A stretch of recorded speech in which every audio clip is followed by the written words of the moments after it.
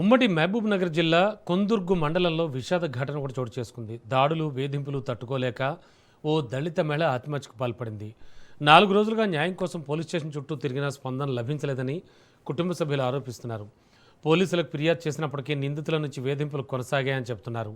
తంగెళ్లపల్లి గ్రామానికి చెందిన మహిళ తనపై జరిగిన దాడులు వేధింపులకు సంబంధించి ఎద్దు నరేష్, సురేష్, లక్ష్మమ్మ, అనిత స్వరూపాలపై ఫిర్యాదు చేసింది. తన చావు కారణం వీళ్లే అంటూ లేఖపై రాసి చెన్నమ్మ ఉరివేసుకుని ఆత్మహత్యకు పాల్పడింది.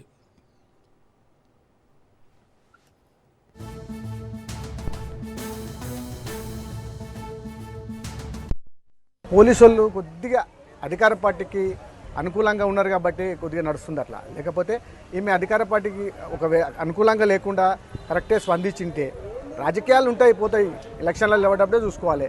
ఎలక్షన్ పోయినాక కూడా ఇప్పుడు మేము బీఆర్ఎస్ పార్టీ మా ఇంటి ఉండోళ్ళని ఇబ్బంది పెట్టడము, అది పెట్టడం, ఇది పెట్టడం చేస్తారు. కాబట్టి ఇట్లా చేయొద్దు. ఏదైనా ఉంటే న్యాయంగా చేయండి.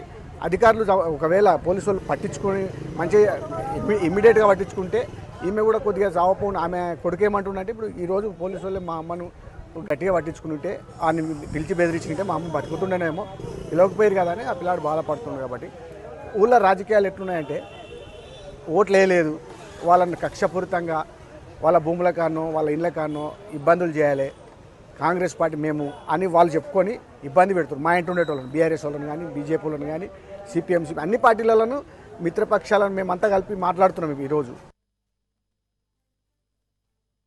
ఒక దళిత యువతి ఆత్మహత్య చేసుకోవడం జరిగింది.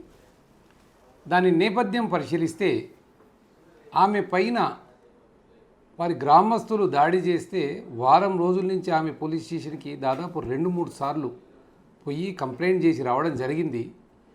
కానీ సరైన సమయంలో పోలీసులు స్పందించకపోవడం వల్ల ఇవాళ ఆ దళిత యువతి ఆత్మహత్య చేసుకుందని ఇవాళ చాలా బాధాకరంగా చెప్పాల్సి వస్తుంది.